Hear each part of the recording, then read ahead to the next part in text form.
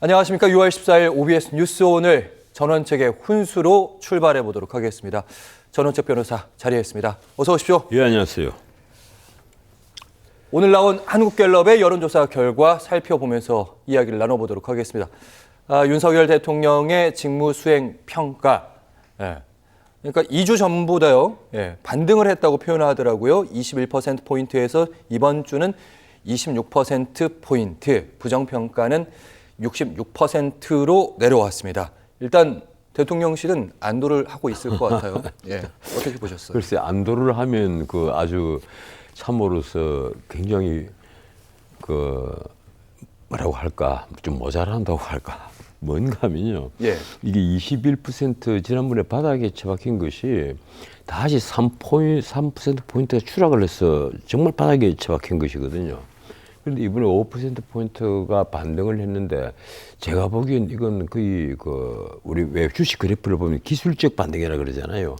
그 기술적 반등이 아니냐. 왜 그런가 하면 지금 표본 오차가 플러스 마이너스 3.1%입니다. 그래서 6.2% 범위 안에 있는 거예요. 5%포인트가 올랐단 말이에요. 그리고 올라봤자 지금 26%입니다. 그래서 아직까지는 바닥권이다. 그리고 무엇보다도 부정평가가 70%에서 4%포인트 내려왔죠. 그래서 66%인데 긍정 26보다도 2배가 훨씬 넘잖아요. 8%포인트나 더 넘잖아요. 그 말은 뭔가 하면 아직까지 국민들 한 4명 중에 3명은 윤석열 대통령 보면 고개를 돌린다. 특히 서울 지역에는 지금 윤 대통령을 지지하는 게 20%가 채 안 되니까 쉽게 말하면 길거리에 한 10명이 지나가면 한 8명은 윤 대통령 보고 고개를 돌린다는 거예요. 그만큼 정권과 민심과 괴리가 생겼다. 이 간극이 벌어졌다. 그래서 제가 보기에는 그 원인을 조금 이 참모들이 비서실에서 원인을 아주 분석을 좀 해서 제대로 대안을 이 대통령이 이 민심을 다독일 수 있는 대안을 여러 가지 방향을 올려야 되지 않느냐. 그런데 지금 가장 대표적으로 지난 총선을 말아먹은 원인 중에 하나인 의료대란, 그걸 만들어낸 의사들 갑자기 3,000명, 5,000명으로 증원시킨다는 그 사안이 아직까지도 정부가 고집을 피우면서 밀어붙였단 말이에요. 물론 약간은 양보를 하긴 했는데, 그래서 지금 의사들이 집단 휴진을 하겠다. 이것이 가령 집단 휴진하면 물론 의사들도 이 선을 넣는 부분이 없지 않아 있는 겁니다.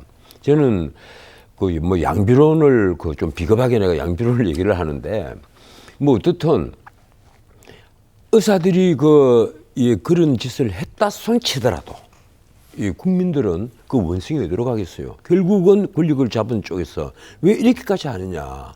왜 시적절을 하지도 않은 그런 시간에 총선 직전에 이 의료 대란을 일으킬 수 있는 이 소지를 일으켜서 이렇게 선거를 말아먹고 그 이후에도 지금 계속해서 분쟁이 오가도록, 아니 의사들도 뭔가 이유가 있겠죠. 생각해 보십시오. 서울대 교수들이 뭔가 그렇게 자기들 이익을 위해서 그렇게 움직이겠어요? 그게 아니란 말이에요.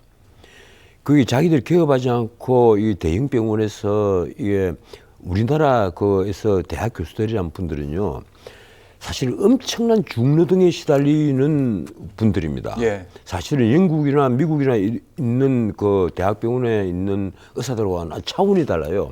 우리는 가령 위암을 수술하는 그 의사들 같으면, 그런 교수님들 같으면 하루에 6명, 7명을 수술을 하고 이틀씩 수술을 하고 하루를 휴진을 하고, 하루를 회진을 하고 또 이틀 또 수술을 하고 또 하루 회진을 하고 이런 식이에요. 그래서 일주일에 하루 쉴까 말까예요. 이런 식의 중노동을 계속 그대배 간단 말이에요. 그런데 그분들 얘기를 들으면 쉴 수가 없다는 거예요. 밖에 줄 서서 기다리고 있는 위암 환자들을 보면 그 전 세계에서 영국이나 프랑스, 독일, 이탈리아에서도 우리나라에 위암을 수술받겠다고 지금 몰려오고 있잖아요. 빅5 병원에. 사실은 그런 분들은 어떤 의미에서는 자기 희생을 하고 있다. 저는 이렇게 보는데, 그런 분들이 집단휴진까지 하겠다. 이번에 도저히 안 되겠다. 왜 의사들 얘기를 이렇게까지 안 들어주느냐. 이제 이분들 얘기는 그래요. 지금 체제로 3,000명을 가령 4,500명 아니면 더 나가서 5,000명 이렇게 늘려서 의과대학에서 교육을 할 준비가 안 되어 있다. 그것부터 알아라. 준비가 안 되겠다. 이런다고 해서 시골에 있는데 소아과 그리고 그 산부인과 이런 병원에 의사들이 들어가질 않는다. 환자가 없는데 어떻게 들어가느냐. 그래서 이 의료 정책에 대해서는 사실은 나는 그 용화대라고 해야 됩니까? 지금 대통령실을 그 용화대에서 이 의료 이 전문가들하고 예. 이게 개인적인 모임을 가지더라도 좀 문제의 본질을 꿰뚫는 그걸 좀 찾아내야 된다고 생각을 해요. 뭐가 문제인가? 그리고 해결 방식이 도대체 어디에 있느냐? 요즘에 의대 지원 확정된 다음에 정부에서 좀 적극적으로 안 나오는 것 같다고 얘기를 많이 하시더라고요. 글쎄 말이에요. 네. 예, 그리고 사실 또 그런 말도 맞는 말입니다. 지금 아이들이 지금 저출생으로 인해서 한 학년이 이제 30만 시대에 들어갔는데 여기에서 과대학에 5천 명 뽑아버리고 그다음에 로스쿨 앞으로 또 한 2천 명 뽑아버리면 어떻게 하느냐. 그러면 컴퓨터는 누가 만들 것이며 바이오는 누가 할 것이며 로봇 공학은 누가 할 것이냐. 예. 그리고 산업 현장은 누가 지킬 것이며 아닌 말로 군의 안보는 누가 지킬 것이냐. 사관학교는 누가 갈 거냐. 도대체 인력 배분에 대해서 지금 정치하는 사람들이 어떤 프로그램을 갖고 있기는 한 것이냐. 저는 그것도 굉장히 궁금해요. 가령 의사는 수입을 할 수 있지만 과연 앞으로 우리가 안보를 용병을 수입을 해서 안보를 지킬 수 있을까요? 네. 그래서 이런저런 문제는 사실은 우리가 여야의 그 입장에서 이런 문제를 쳐다볼 것이 아니라 정말 미래 세대를 위해서 터놓고 흉금을 터놓고 자 사안이 이런데 우리가 어떻게 해야 할 것이냐. 가령 국가에 있어서 제일 수재들을 어디에 배치를 할 거고 뭐 자연스럽게 그 강제로 배치하는 건 아닙니다. 강제로 흐름이라는 게 있단 말이에요. 그 어디에 갈 것이며 두 번째 수재는 어디로 갈 것이고 이래서 인력 배치를 어떻게 할 것이냐. 지금 초등학교 아이들에게 그 설문조사를 하면요. 한 24명에게 제가 직접 그 방송국에서 프로그램에서 가서 설문조사를 했어요. 깜짝 놀랐습니다. 3분의 2가 나는 가수가 되고 싶어요. 배우가 되고 싶어요. 탤런트가 되고 싶어요. 내 장래 희망은 유튜버예요. 그리고 난 축구 선수가 될 거예요. 네. 나는 조승진 같은 피아니스트가 될 거예요. 전부 다 이런 식이에요. 옛날처럼 나는 변호사, 판검사가 될 거예요. 난 의사가 될 겁니다. 나는 장군이 되겠어요. 국회의원이 되겠어요. 이런 사람 없어요. 이런 아이들이 없어요. 자, 그러면 지금 안 그래도 우리나라에서 내가 참 할 말은 아닙니다만은 아이돌 그룹 만드는데 기획사에서 아이들 뽑는다 이러면요. 숫자가 얼마나 오는지 아십니까? 2만 명 시대는 지났습니다. 3만 명이 온대요. 완전히 다른 세계예요. 지원수가. 예. 그럼 도대체 요사이 아이들이 어떤 꿈을 꾸고 있느냐. 여기에 대해서 우리 어른들이 알고 있기는 한 것이냐. 이 얘기입니다, 제가. 알겠습니다. 지금 업고당 늘린다고 하니까 지역에서 난리가 났잖아요. 맞아요. 뭐 서울에서 멀쩡하게 대학 다니던 아이들이 다시 지역에 가서 N수를 한단 말이에요. N수. 재수도 아니고 N수를 하는 이번에 거예요. 그렇게 많이 수능을 예. 많이 친다고. 예. 자, 전 변호사님. 어쨌든 변호사님의 얘기를 좀 종합을 해보면 좀 의료 문제, 집단휴직 문제들이 있기 때문에 이런 부분 대화 테이블 나와서 충분히 장기적인 비전 가지고 다시 한번 적극적으로 얘기하고 이거 다 교육이랑 관련돼 있는 거 아니냐.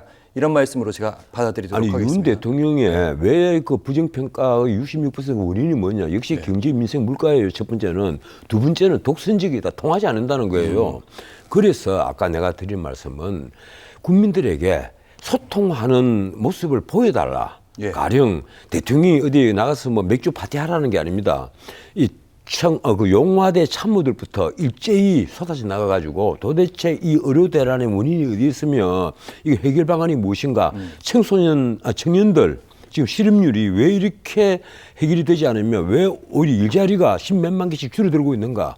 그 원인을 산업 현장에 가서 알아야 되잖아요.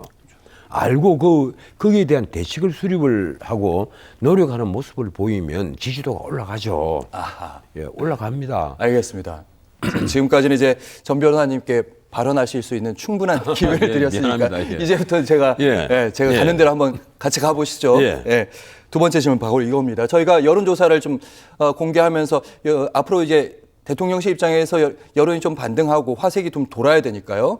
어쨌든 김건희 여사와 함께 지금 중앙아시아 3개국 순방을 하고 있는데 김건희 여사가 동행을 하면서 비행기에 전용기 올라타면서 에코백을 들었단 말이죠. 예. 그 장면과 그다음에 이제 권익위에서 명품백 관련해서는 종결 처리를 했단 말이죠. 하필 그 시점에. 그래서 지금 기름 부은 격이 좀 됐습니다. 어떻게 보셨는지. 그 직전에 이제 권익위에서 결정을 했죠. 왜 그런가 하면 처벌 조항이 없단 말이에요.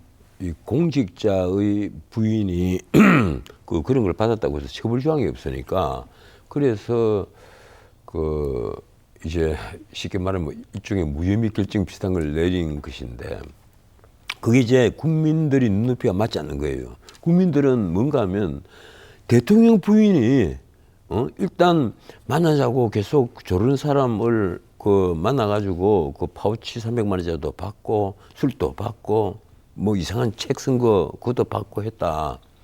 그래서 이 국민들이 보기에는 대통령 부인들이 지금 받는다 하는데 포인트를 두는 겁니다. 네. 그 굉장히 안 좋은 모습이거든요.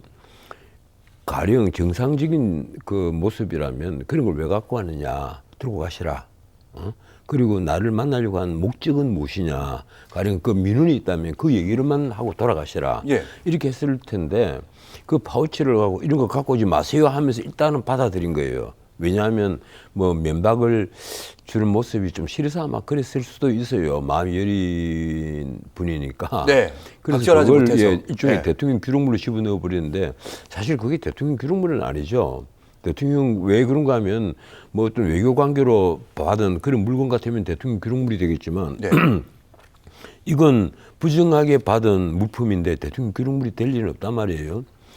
문자 그대로 쓰레기통으로 버려도 되는 물건으로 뭐 보입니다. 외국인이 줬기 때문에 기록물로 할 수 있다. 어쨌든 그런데 이번에 대통령 부인이 이 국빈 방문을 가니까 이제 부인이 따라가는 겁니다.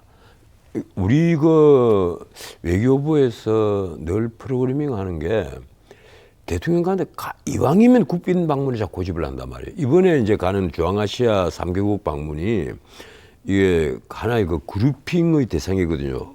뭔가 하면 태평양 도서 국가하고 하나의 모임이 한국과 모임이 있고 또 한국과 아프리카 국가 한 아프리카 정상회의 모임이 있고 얼마 전에요. 또 그리고 한 아세안은 뭐 그거 다 알고 계시는 거고 그리고 이번에 한 중앙아시아 5개국 뭐 스탄부터 카자흐스탄, 투르크메니스탄 이런 이제 우즈베키스탄 이런 스탄이 붙어가 있는 나라들 이 나라는 무슨 자원 외교가 필요하기 때문이기도 하고 또 여기가 원래 과거에 러시아 연방으로서 공산 진영이었단 말이에요. 그래서 북한과도 다 인줄이 다 있는 나라들이거든요.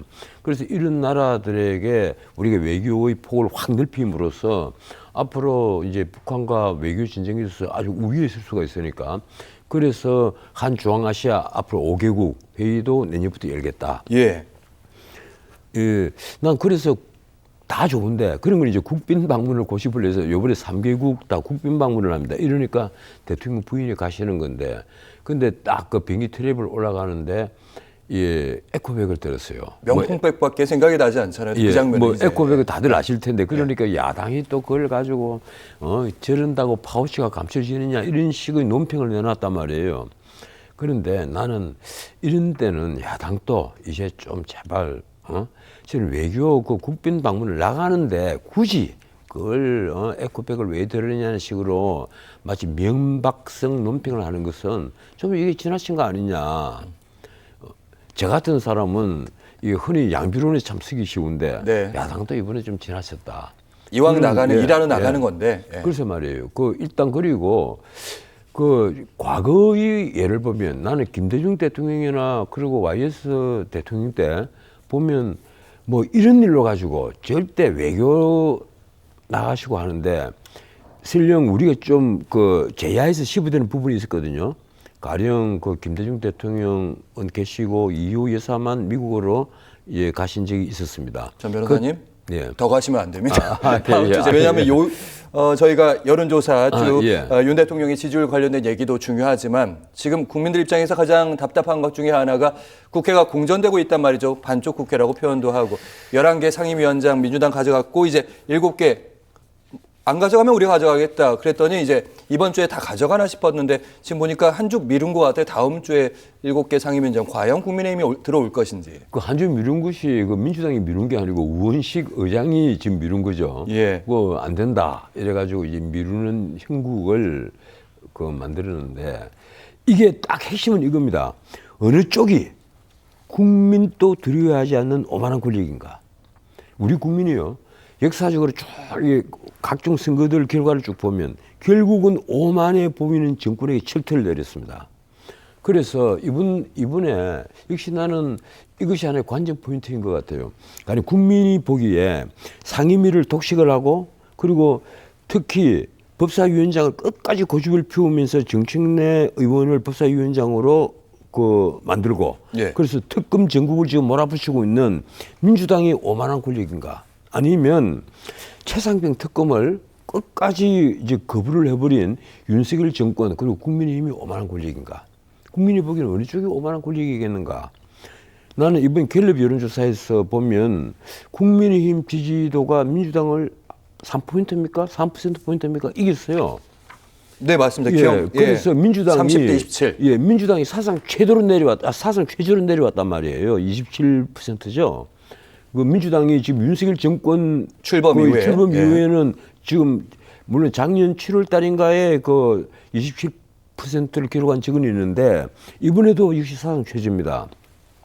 그 말은 뭔가 하면 이번에 상임위원장을 독식을 하고 이런 식으로 단독국회를 벌이고 한쪽은 로텐더홀에서 농성을 하고 있는데 끝까지 저 난리를 치면서 몸이 느린 발언이나 계속하는 민주당이 국민들이 보기에는 역시 좀 더 오만해 보이는 권력이 아니겠느냐. 그래서 사실은 이번 주에 확 처리를 해버리나 싶었더니 제가 보기에는요. 이 오만해 보이면 결국 민주당이 망합니다. 나는 그래서 솔직히 내가 보수 동객으로서는 민주당 혼좀 나긴 나야 된다. 왜 그런가 하면 민주당이 노리고 있는 것이 다른 것이 아니에요. 국민 민복을 위해서 그렇게 상임위원장을 독식을 하고 우리 식도로 밀어가겠다. 이것이 가령 총선 민심이다. 뭐 이러면 참 좋겠는데 그러면 저도 차라리 박수를 치겠어요. 그게 아니란 말이에요. 진짜 목적은 딱 하나입니다. 이재명 일병 살리기. 이재명을 살리자. 오로지 그거예요. 그래서 특히 이번에 이재명에 대해서 수원지검에서 수원지방법원에 공소장을 냈잖아요. 그 얘기는 잠시 후에 저희가 충분한 시간 드리겠습니다. 말이에요. 알겠습니다. 이렇게 국민의힘 쪽에서는 이제 어떻게 할 것인지 들어올 것인지 말아야 될 것인지 여러 가지 얘기들 나오고 있는데 원구성경대에서 좀 시간을 좀 벌었다 이런 입장은 조금 있는데 지도부가 너무 끌려가는 거 아니냐, 너무 협상이 없는 거 아니냐 이런 얘기들이 계속해서 나오고 있습니다. 그래서 원내 지도부가 4월째 의원총회만 열고 있는데 관련 발언부터 듣고 다시 한번 가도록 하겠습니다. 출구 입구가 없습니다. 지금은 민주당의 일방 독주로 비정상적인 국회 상황은 국회의장과 민주당이 다시 이 의회 정치 복원을 위한 용단을 내려야 된다. 우리 당도 야당의 의회 독식이란 명분만 내세워 강대강 대치만 계속 고집해서는 안 됩니다. 정치의 본질이자 핵심은 민생입니다. 네, 국민의힘에서 약간 변화의 기류도 좀 느껴지긴 하는데요. 오늘 추경호 원내대표가 1대1 토론, 그러니까 박찬대 원내대표와 함께 1대1로 우리가 상임위에 관해서 토론을 해보자, 공개적으로 보여주자 이런 얘기했고 반대로 좀 보셨지만 우리 이대로 있으면 안 되고 들어가야 된다 이런 목소리도 점점 강해지고 있습니다. 나는 추경호 의원 참 좋게 봅니다. 그런데 저분에게 하나 실수한 게 있어요. 요새 뉴스를 보면 그 TV 화면을 보면 절박함이 보이지 않습니다. 이쯤 되면 집권 여당의 원내대표로서 절박함이 나와야 됩니다. 지금 당대표도 없잖아요, 아직까지. 그러니까 원내대표가 모든 것을 이끌고 가야 하는데, 그런데 절박해 보여야 되는데 전혀 절박해 보이지 않단 말이에요. 뭔가 하면 의원총회를 3일 연달아 엽니다. 그런데 아침 그 신문 보도를 딱 보면 아침 10시에 의원총회를 시작을 해요. 시작을 하면 12시 점심, 밥 먹고 합시다. 그럼 끝냅시다. 12시 전에 의원총회를 끝을 내는데 거기서 나온 얘기는 뭐 별다른 게 없어요.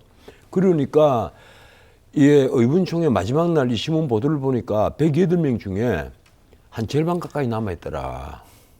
그러니까 신문 기자도 기자의 눈이라고는 그 작은 칼럼에, 산의 칼럼에 참 보면 절박함이 보이지 않는다.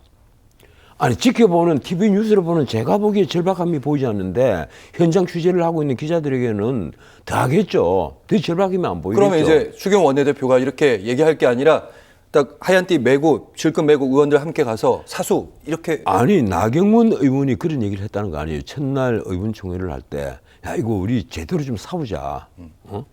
우리가 뺏길 걸 다 뺏기더라도 싸우는 모습이라도 보여주자, 국민들에게. 그렇게 하니까 이 전 의원, 그때는 이제 아마 국회의원 당선되고 당선자 총회 다음으로 처음 열리는 의원총회예요. 예. 그런데 모두 다 뜨악한 표정을 지었다.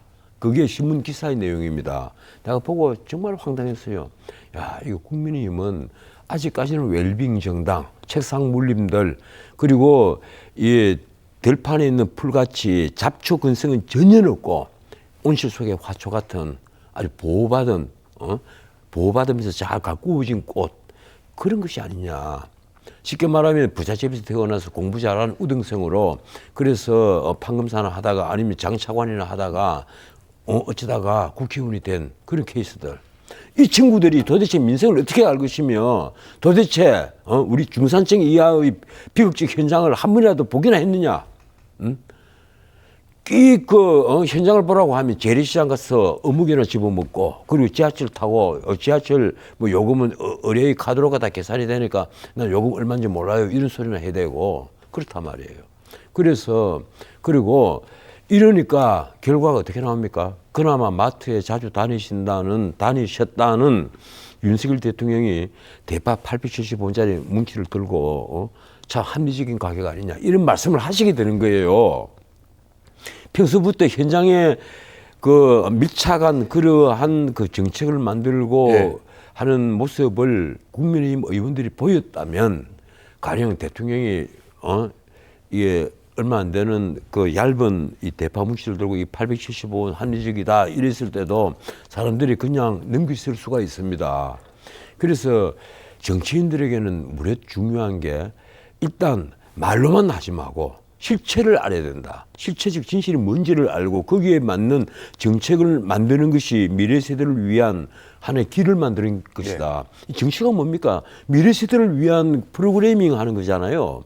그런데 본인이 잘 먹고 잘 살려고 하는 그 문제만 자꾸 생각을 하면 안 되죠. 그러면 이번에도 이렇게 변호사님 말씀대로 이렇게 팔짱 끼고 약간 소극적이기보다는 싸울 땐 제대로 딱 나가 싸워야 된다는 말씀, 그리고 들어올 땐 들어오면 된다. 이게 이렇게 해석해도 되는 겁니까? 그런 건 있긴 있을 겁니다. 이게 박근혜 대통령이 당대표를 할 무렵에 만든 것이 이 황우여 그 원내대표 시절입니다.